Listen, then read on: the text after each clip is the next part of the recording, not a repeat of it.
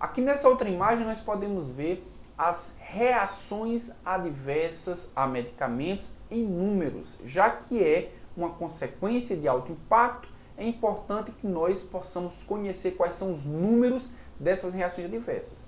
Então, as reações adversas a medicamentos são a quarta causa de morte na frente de doenças como diabetes mellitus, na frente de doenças pulmonares, da AIDS e também de morte por acidente. Então, é uma causa de morte extremamente importante as reações adversas a medicamentos.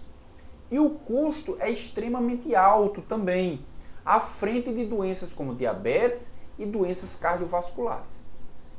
Quando nós olhamos para os números propriamente dito, 100 mil mortes por ano são causadas por reações adversas a medicamentos, o que é um número exorbitante.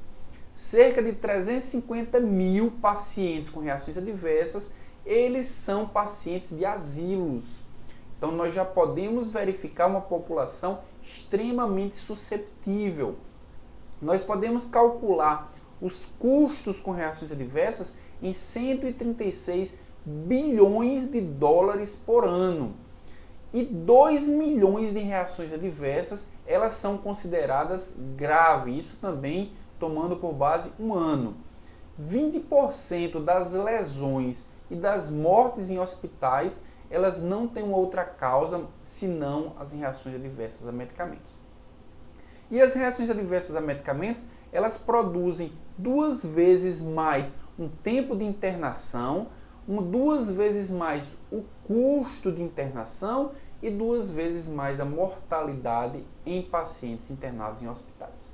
Então vejam que os números não são pequenos, são números exorbitantes e que são causas preveníveis.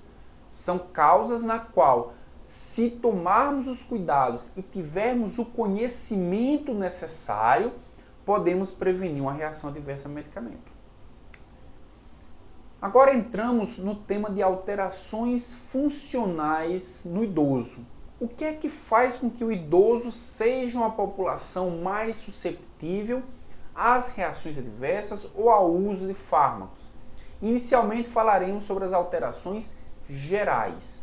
A primeira alteração é a redução na água corporal. Um adulto jovem de 20 a 30 anos, ele tem no seu corpo aproximadamente 60% de água. Quando nós comparamos com um idoso com mais de 65 anos, essa proporção cai para 53%. E o que é que isso vai impactar? Isso vai impactar principalmente na distribuição de fármacos hidrossolúveis. Como o próprio nome está dizendo, fármacos hidrossolúveis precisam de água para serem distribuídos. Com a menor proporção de água, esses fármacos vão ter uma distribuição menor, permanecendo mais tempo na corrente sanguínea e, como nós veremos mais adiante, produzindo reações adversas importantes. Outra alteração que também tem relação com a distribuição de fármacos hidrossolúveis é o percentual de massa magra, o percentual de músculo. No indivíduo jovem, com 20 a 30 anos, esse percentual é de aproximadamente 19%. Já no idoso acima de 65 anos, o percentual de massa magra chega a no máximo 12%.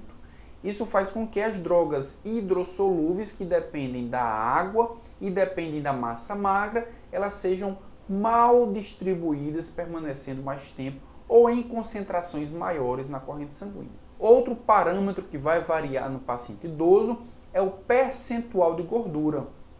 No adulto jovem, nós temos esse percentual em torno de 18 a 20%.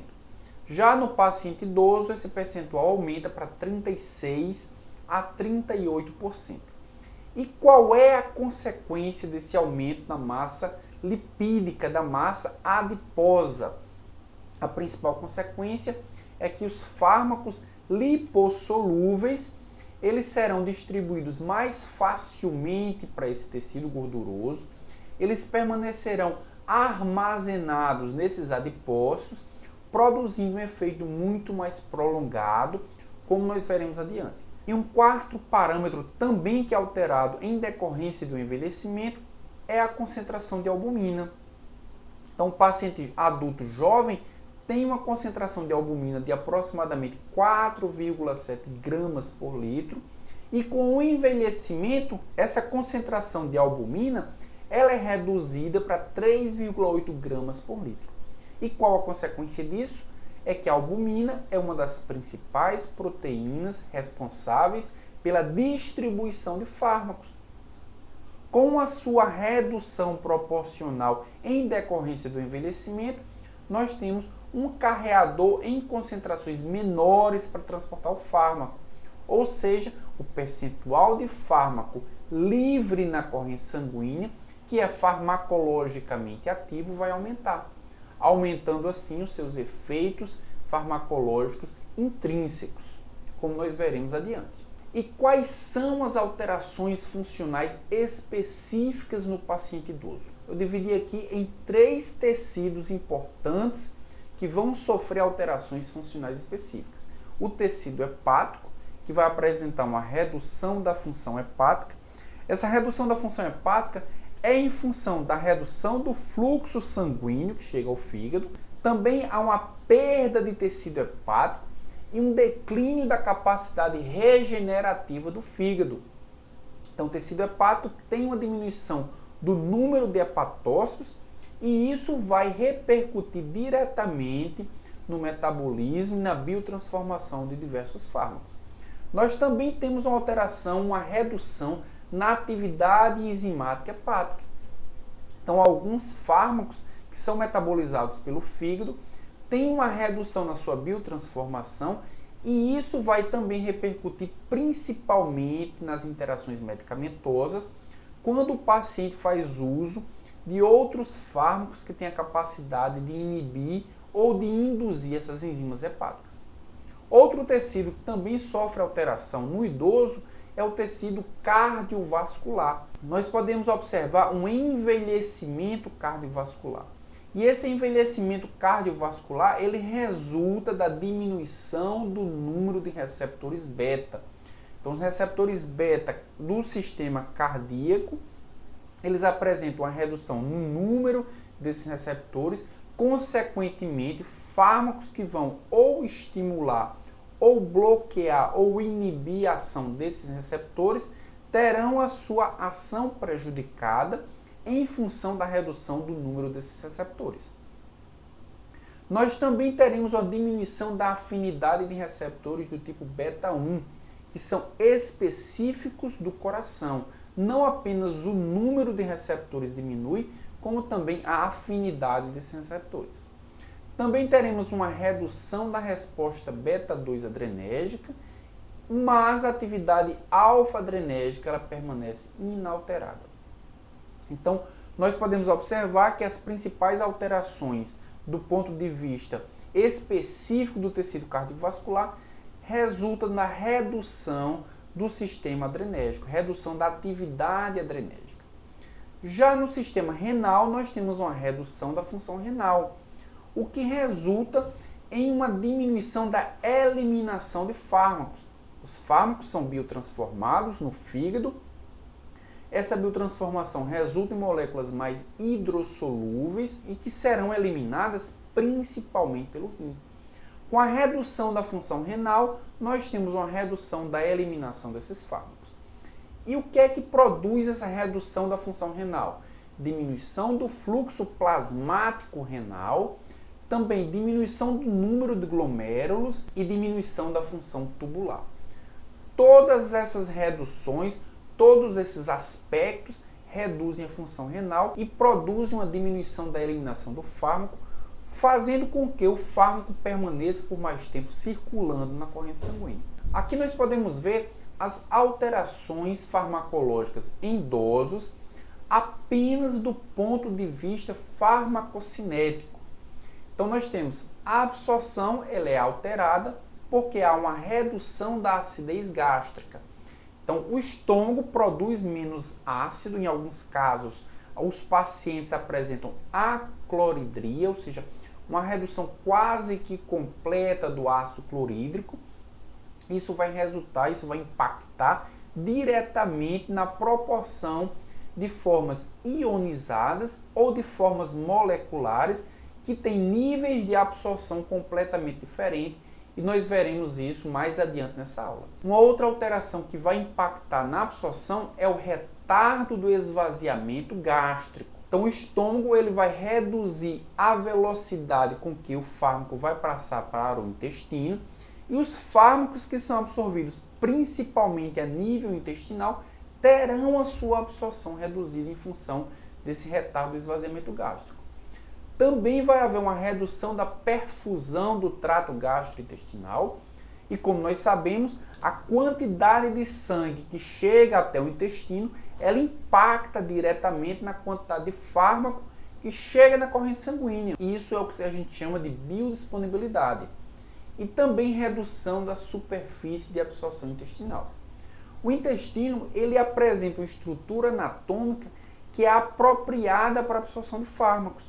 Com a redução da superfície de absorção, consequentemente, nós teremos uma redução na quantidade de fármaco que chega na corrente sanguínea. Teremos também impactos na distribuição de fármacos. Como nós vimos, há uma diminuição da massa magra corporal, também há uma diminuição da água corporal. Isso vai impactar diretamente na distribuição dos fármacos hidrossolúveis. Eles serão menos distribuídos, permanecendo por mais tempo e numa concentração maior na corrente sanguínea. Também vai haver um aumento dos depósitos de gordura, o que vai impactar com os fármacos lipossolúveis. Eles permanecerão por mais tempo no organismo porque eles serão depositados nesse tecido gorduroso. E também outro aspecto que vai impactar na distribuição de fármacos é a diminuição da albumina sérica. A albumina sérica é a principal proteína que transporta os fármacos. Com a concentração menor, uma fração livre maior, proporcionalmente maior, vai permanecer na corrente sanguínea. Isso vai impactar diretamente na ação farmacológica, já que é essa fração livre a fração que é farmacologicamente ativa. Nós teremos também um impacto no metabolismo dos fármacos, com a diminuição da massa hepática, com a diminuição do fluxo sanguíneo hepático e também com a diminuição do clearance metabólico de alguns fármacos em função da redução da atividade enzimática. Isso vai impactar diretamente na quantidade de fármacos que serão biotransformados. Aqueles fármacos que precisam desse metabolismo para se tornarem ativos, ou seja, os profármacos, eles levarão mais tempo para produzir a molécula ativa. Já os fármacos que já se apresentam na sua forma ativa e o metabolismo ele tem a função de inativá-los, ele vai permanecer por mais tempo na forma ativa, tendo um potencial maior de produzir reações adversas. E nós teremos também um impacto na eliminação do fármaco em função da diminuição do fluxo sanguíneo renal e também em função da diminuição da taxa de filtração glomerular. E como nós vimos anteriormente, a redução da atividade renal vai impactar diretamente na eliminação desses fármacos. Aqui nós podemos ver as alterações no tempo de minha vida. Então, tudo isso que nós falamos do ponto de vista da farmacocinética vai impactar diretamente no tempo de minha vida. Nós dividimos aqui em 3 colunas, uma coluna que vai produzir uma diminuição do tempo de minha vida. Do ponto de vista da diminuição, nós podemos ver que não há nenhuma dessas alterações que produzam diminuição do tempo de minha vida, nem uma diminuição pequena, nenhuma diminuição severa. Algumas dessas alterações, elas não produzem nenhuma alteração no tempo de minha vida. Produzem uma discreta diminuição, produzem um discreto aumento no tempo de minha vida, mas esse tempo de minha vida ele permanece praticamente inalterado. É o que nós podemos verificar, por exemplo, com cefamandol. O tempo de minha vida dele passa de 1,1 hora no adulto jovem para aproximadamente 1 hora no idoso. Então, praticamente inalterado, uma diminuição muito discreta. Ou a lidocaína, que passa de 1,2 horas para 1,6 horas, ampicilina de 1,2 horas para 1,7 horas e o propranolol de 2,3 horas para 3 horas. É um aumento discreto e que não necessariamente vai impactar no tempo de minha vida. Mas isso não significa dizer que não vai impactar na ação farmacológica, porque a ação farmacológica não depende apenas do tempo de minha vida. Como nós vimos, por exemplo, o propranolol, que é um bloqueador beta, vai sofrer impacto porque o número e afinidade de receptores beta-adrenérgicos no coração vai se alterar.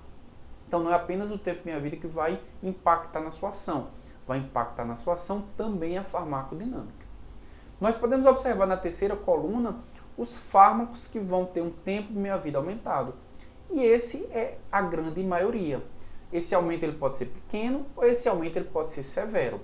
Os fármacos que vão ter um aumento pequeno no tempo de minha vida, como exemplo, a amitriptilina, que vai ter um aumento de 8 para 13 horas no tempo de minha vida, e a doxiciclina, que vai ter um aumento de 12 para 17 horas. Mas outros fármacos vão ter um aumento severo, muito grande no tempo de minha vida, o que de fato pode impactar se analisarmos apenas esse parâmetro. Então nós temos aí a clortalidona, que tem um tempo de minha vida de 53 horas no adulto jovem, mas que no idoso esse tempo de minha vida pode chegar a 369 horas. Vejam que é um aumento muito grande, chegando aí a mais de 6 vezes o tempo de minha vida original. Já o diazepam, ele pode passar de um tempo de minha vida de 18 horas para 92 horas. E a espironolactona de 28 para 80 horas. Então vejam que o tempo de minha vida é um parâmetro extremamente importante, que na grande maioria dos fármacos está aumentado no idoso, mas ele não é o único parâmetro alterado e não é o único parâmetro responsável pelo aparecimento das reações adversas.